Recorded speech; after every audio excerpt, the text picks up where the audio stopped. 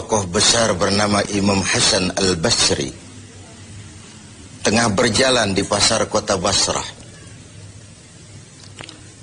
Datang seseorang lalu bertanya kepada beliau, "Ya Aba Ishaq," wahai Abu Ishaq, panggilan buat Imam Hasan al-Basri.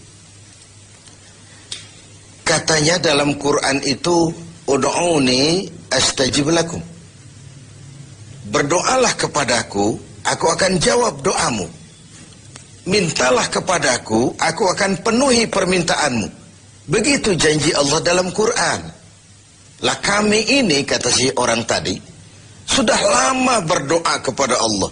Sudah banyak kali kami memohon kepadanya. Wah, kok sampai sekarang doa kami nggak dijawab-jawab, nggak pernah dikabulkan. Ini bagaimana? Katanya berdoa, aku kabulkan. Sudah lama kami berdoa. Kenapa nggak pernah dikabul-kabulkan? Apa doa kami salah pasang? Apa Tuhan pas kebetulan nggak dengar? Atau bagaimana ini? Imam Hasan al-Basri senyum lalu menjawab, "Ya ahlal Basrah, hai penduduk Basrah, hatimu mati. Dari hati yang mati, bagaimana mungkin doa akan terjawab? Tidak ada getaran yang menyebabkan channel kepada Allah itu nyambung. Tidak ada. Dari hati yang mati, doa tidak mengeluarkan getaran untuk sampai kepada aras. Hatimu mati, maka doamu tidak dikabulkan." Kita renungkanlah jawaban ini. Sederhana, doa tidak didengar Tuhan. Permohonan tidak dikabulkan olehnya. Tapi kalau kita mau menukik kepada renungan yang lebih jauh, kemalangan apa yang lebih besar selain daripada kalau Allah sudah berpaling kepada kita dalam hidup ini? Permohonan tidak didengar, doa tidak dikabulkan, Allah sudah masa bodoh dengan kita. Kemana lagi langit tempat kita bernaung? Kemana lagi bumi tempat kita berpijak? Kalau Allah sudah berpaling dalam hidup ini kepada kita, itulah kemalangan yang paling besar dalam hidup ini. Sementara kita berleha-leha, menurut kita kemalangan itu kehilangan jabatan, kemalangan itu kehilangan harta benda, kemalangan itu adalah kehilangan orang yang kita sayangi. Allah berpaling dalam hidup kita, tidak pernah kita melakukan evaluasi. Nah, apa yang menyebabkan hati itu jadi mati? Sehingga tidak ada getaran yang nyambung ke aras, yang mengakibatkan Tuhan berpaling dari kita. Doa tidak lagi didengar, permohonan tidak lagi dikabulkan. Ada beberapa hal yang menyebabkan hati jadi mati, sehingga doa tidak terangkat. Imam Hasan al-Basri menjelaskan beberapa faktor yang menyebabkan hati menjadi mati. Tidak ada lagi getaran yang mengantarkan doa ke aras, sehingga Tuhan pun berpaling. Yang pertama kata beliau, "Araftumullaha wa lam tu'tuhu haqqah." Kamu kenal Allah, tapi haknya untuk disembah, kewajibanmu untuk menyembah, tidak pernah kamu laksanakan. Bagaimana hati tidak jadi mati? Kenal. Siapa pencipta alam semesta? Allah.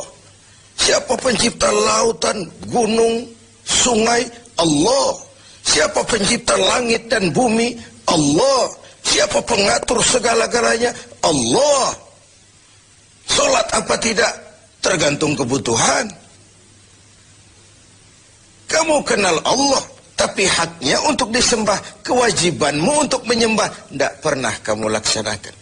Bukankah simpel bahwa Fatihah saja mengajarkan iyyaka na'budu wa iyyaka nasta'in? Hanya kepadamu kami menyembah dan hanya kepadamu kami mohon pertolongan. Tertibul kalimat, na'budu dulu baru nasta'in. Kalau na'budu terlaksana, nasta'innya pasti top chair.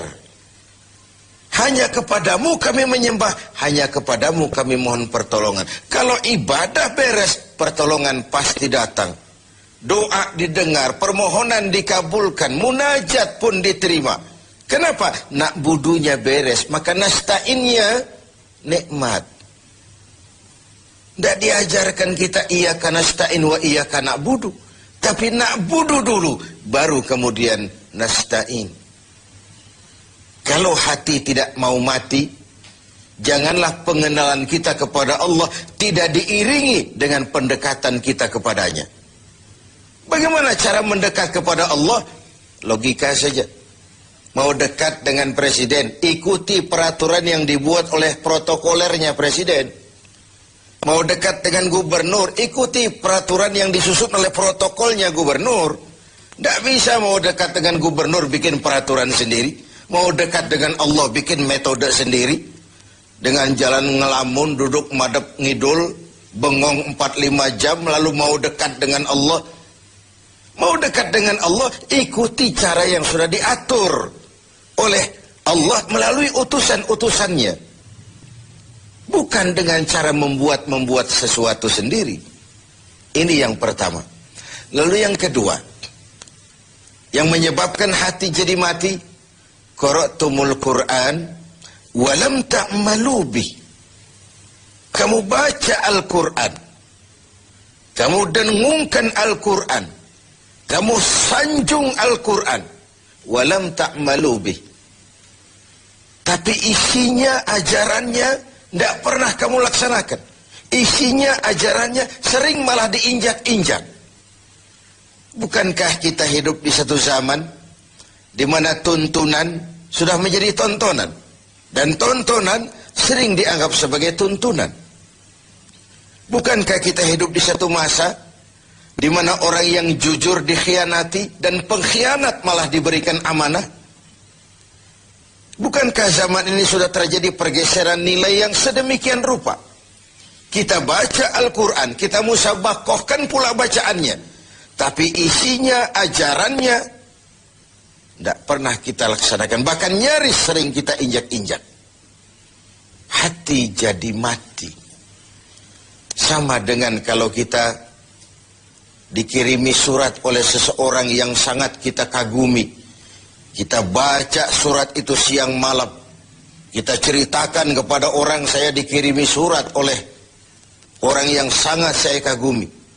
Tapi perintah yang ada dalam surat itu tidak pernah kita laksanakan. Saya percaya betul yang kirim surat mesti marah. Kau baca itu penting supaya kau ngerti apa isinya. Tapi setelah kau ngerti, mbok ya laksanakan. Begitu Al-Quran diturunkan kepada kita. Kamu baca Al-Quran, tapi isinya tidak pernah kamu amalkan. Bagaimana hati tidak akan menjadi mati karenanya? Pemirsa TV 7 yang berbahagia. Yang ketiga, penyebab hati itu menjadi mati, akaltum ni'mata rabbikum walam tashkurulah. Kamu makan nikmat Tuhanmu, tapi tidak pernah kamu bersyukur kepadanya. Ikan Tuhan di laut itu tiap hari diciduki, tapi Tuhannya diabaikan. Tidak pernah sesaat pun dalam hidup ini nikmat Allah pernah berhenti. Sejak kita bangun tidur sampai kita tidur kembali, bahkan tidur itu sendiri. Dari sekian nikmat yang kita tidak akan pernah sanggup menghitungnya, Tuhan cuma minta syukuri nikmat itu. Kalau kau syukuri, aku tambah. Kalau kau ingkar, azabku itu pedih. Tiap hari kau makan nikmat Tuhanmu, akaltum ni'mata rabbikum. Kau makan nikmat dari Tuhanmu, walam tashkurulah.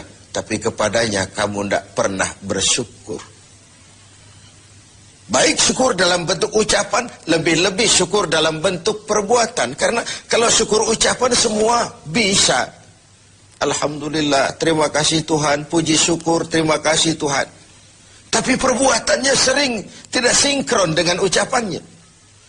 Kalau saya diberikan harta oleh Allah, mulut saya tidak pernah berhenti. Alhamdulillah, Tuhan terima kasih dikasih harta. Tapi pelitnya 17 setan.